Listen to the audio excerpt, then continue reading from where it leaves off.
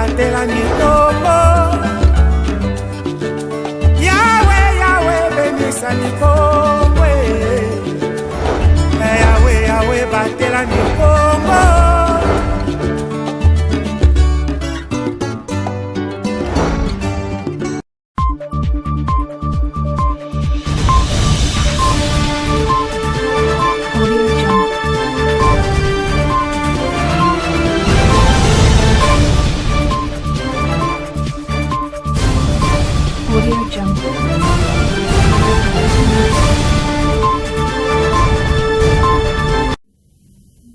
Très heureuse de vous retrouver pour votre rendez-vous d'actualité, messieurs et dames, bienvenue à cette édition du journal.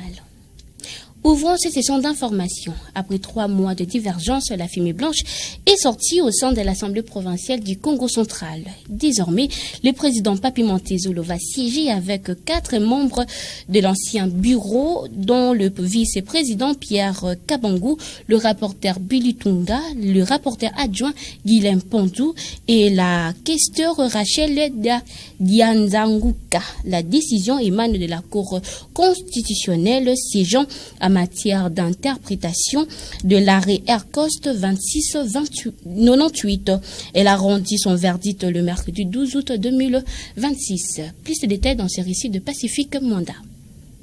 Quelques jours avant son installation, après sa réhabilitation par la Cour constitutionnelle, le président de l'Assemblée provinciale du Congo central, le député provincial Papi Montezolo, mettait en cause la légitimité des 4 autres membres du bureau Swami, notamment son vice-président Pierre Kabangou, les rapporteurs Billy Tunga, son adjoint Guilhem Pondou et la députée provinciale Rachel Dianzanguka, questeur. Sur le plateau des Bossolona politiques, il a affirmé l'inexistence du bureau Swami, qu'il a d'ailleurs voté selon son interprétation de l'arrêt de la Cour constitutionnelle. La Cour constitutionnelle est la seule instance qui lie ces arrêts à la RTNC.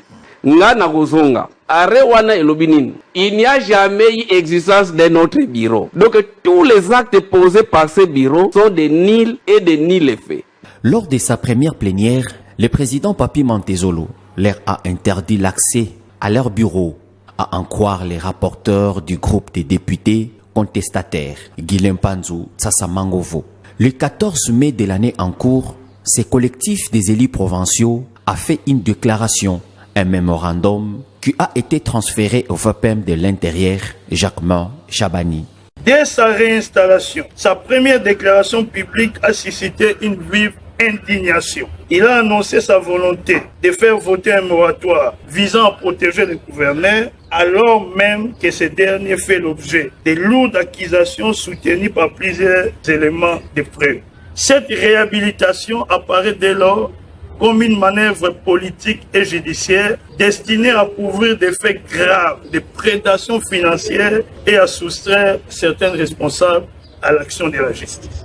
Alors que le procès verbal du 7 octobre 2025, faisant l'objet de sa requête en interprétation par la Cour constitutionnelle, n'a pas été annulé, mais l'a réhabilité dans ses fonctions du président, il se permet de remettre en question les autres membres du bureau comme s'il y a un vide juridique. Cette mauvaise interprétation prouve à suffisance qu'il veut placer le décor pour se protéger ainsi que le gouverneur des poursuites judiciaires.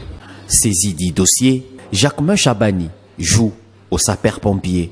Via un télégramme du 15 mai 2026, les présidents de l'Assemblée provinciale ainsi que tous les députés provinciaux sont rappelés d'urgence à Kinshasa pour des consultations afin d'apaiser les climats. 21 jours durant, la première institution de la province a été déportée, malheureusement en vain. Pendant ces temps, le commandant de l'organe délibérant du Congo central, Papi Montezolo, avait saisi la haute cour pour interprétation de l'arrêt Airconst 2698.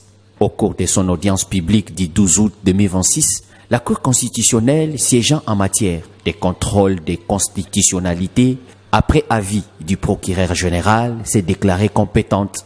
Seul M. Montezolo Diatezoa Papi est bénéficiaire direct des effets de l'arrêt sous Airconst 2698, a-t-elle confirmé.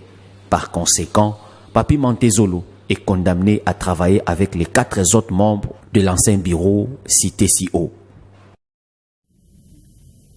Changeons de chapitre dans cette édition du journal. Le torchon brille entre la Société nationale d'électricité et la société civile locale de la cité de Kimpese dans les territoires de Songololo.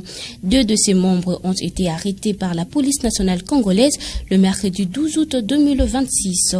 Il s'agit du président de cadre de concertation Tonatona et Messien Toulou. Ils sont accusés d'avoir donner l'ordre à la population de ne pas payer la facture du mois de juillet.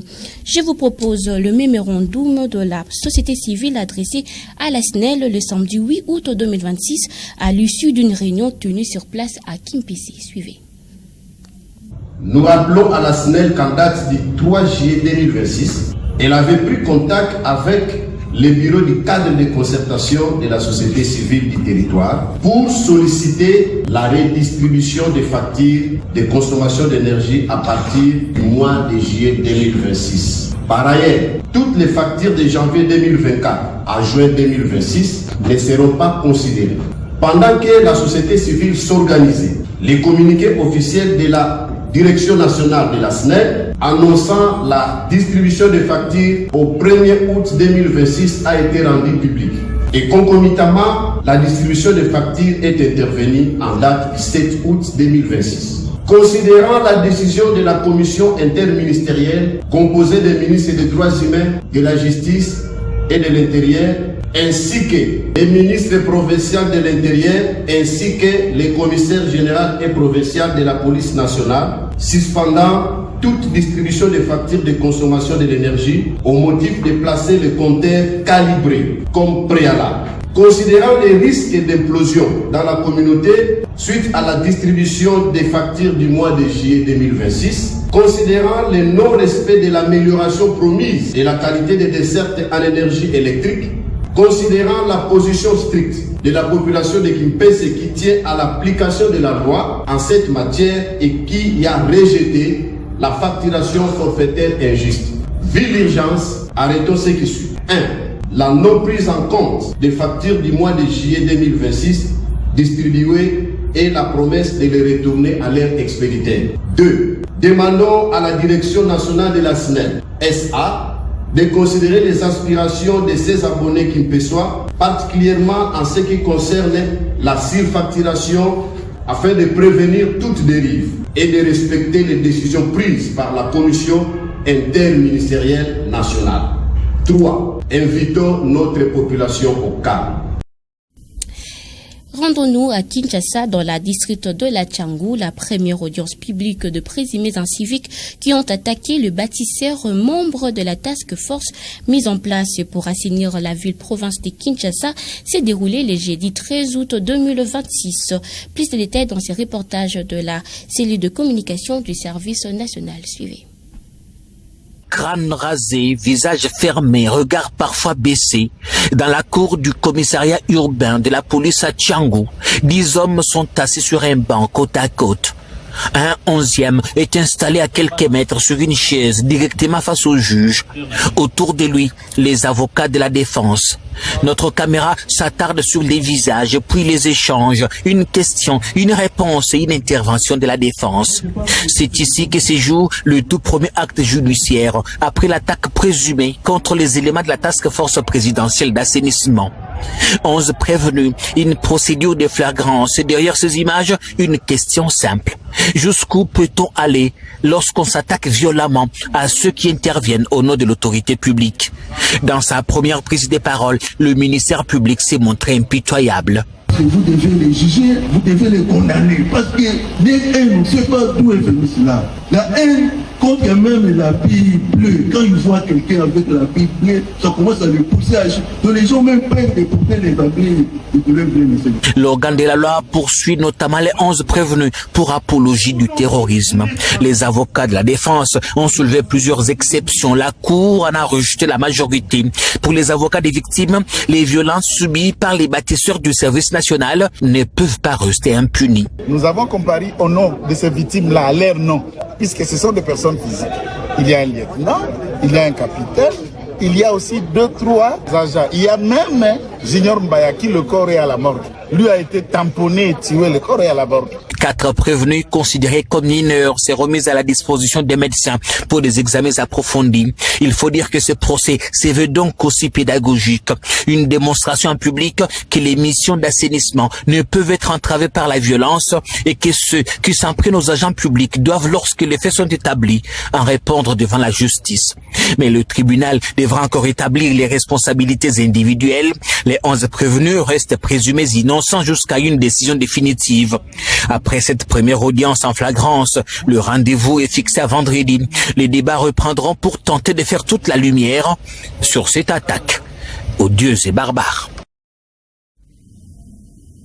Et dans un autre registre, derrière chaque candidat magistrat réserviste, il y a deux parents qui espèrent, deux épouses qui souffrent, des enfants qui espèrent un avenir meilleur. L'attente prolongée de l'affectation détruit progressivement de vie.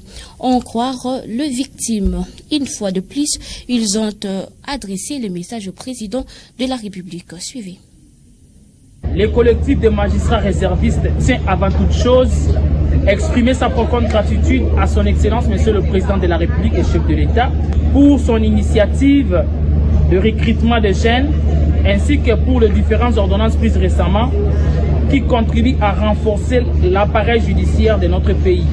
Nous saluons également les efforts considérables accomplis par le Conseil supérieur de la magistrature dans le cadre du renforcement de la justice congolaise. Nous reconnaissons le travail remarquable qui a été réalisé. Espérons que ces avancées ouvrent désormais la voie à la nomination de 883 magistrats réservistes. Cependant, nous souhaitons humblement rappeler à son Excellence, Monsieur le Président de la République et chef de l'État, que nous sommes en attente depuis 4 ans, après avoir réussi au concours de recrutement de magistrats. Cela fait également 3 ans que nous avons été convoqués par le Conseil supérieur de la magistrature pour le contrôle physique et la vérification de nos titres scolaires et académiques.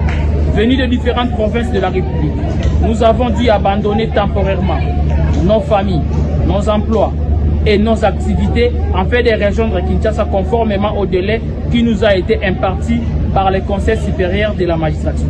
À ce jour, malgré notre patience, notre confiance dans les institutions de la République démocratique du Congo, nous demeurons toujours en attente de notre nomination. C'est pourquoi nous sollicitons avec tout respect dû à sa haute fonction l'implication personnelle de son Excellence, Monsieur le Président de la République, en sa qualité de magistrat suprême, afin qu'une solution puisse être trouvée et qu'une ordonnance de nomination de magistrats réservistes intervienne dans un délai raisonnable. Nous demandons qu'une seule chose: les efforts consentis des années d'attente et de sacrifices de tous ces jeunes soient enfin pris en considération. Les collectifs de magistrats réservistes sont 2022 et réaffirment sa confiance dans les institutions de la République. Espère une issue favorable à cette attente qui a trop duré. Sous d'autres cieux, le président Vladimir Poutine s'est rendu pour la première fois dans les îles Kouril en Extrême-Orient. Une visite jugée absolument inacceptable par les Japonais qui revendiquent également cet archipel. TV5 Monde pour les commentaires. Dégustation de caviar dans une usine de transformation de poissons, visite rapide d'un hôpital et des photos avec les élèves de l'école locale. Ce jeudi à Iturup, Vladimir Poutine a voulu garder les choses simples et accessibles. Le dirigeant russe sait bien que sa seule présence ici va faire parler de lui. Il vient en effet d'effectuer sa toute première visite officielle aux îles Kouril, un archipel au centre de fortes tensions entre la Russie et le Japon. Un déplacement qui a immédiatement fait réagir Tokyo. Nous venons de convoquer l'ambassadeur de Russie au Japon et avons protesté contre la visite du président russe sur l'île d'Iturup. Nous avons également demandé que ce message soit transmis à Moscou. Depuis l'offensive russe en Ukraine en février 2022, le Japon durcit le ton au sujet de cet archipel passé sous contrôle russe en 1945 et n'hésite plus à le qualifier de territoire illégalement occupé. De son côté, Moscou affirme que cette visite ne devait en aucun cas être interprétée comme une provocation. Pourtant, la veille, Vladimir Poutine s'est rendu sur l'île de Sakhaline à quelques centaines de kilomètres des îles Kouril pour assister à des exercices militaires maritimes pour renforcer le flanc Est. Selon lui, cette région est sous pression croissante de l'OTAN et l'armée russe doit préparer sa riposte. De nouveaux blocs se forment. Des efforts et des plans sont en cours pour déployer de nouveaux systèmes d'armes dans la région, ce qui crée des menaces pour notre pays. Les tensions grandissent dans la zone arctique, notamment en ce qui concerne l'exploitation de la route maritime du Nord. Ces dernières années, la Russie s'est rapprochée de la Chine et de la Corée du Nord et a effectué plusieurs exercices militaires conjoints dans des zones proches du Japon. Depuis, Tokyo alerte régulièrement sur les risques croissants représentés par ces trois pays. C'est la fin de cette édition du journal, messieurs et dames. Merci de votre attention soutenue. Quant à moi, je vous dis à la semaine prochaine. Au revoir.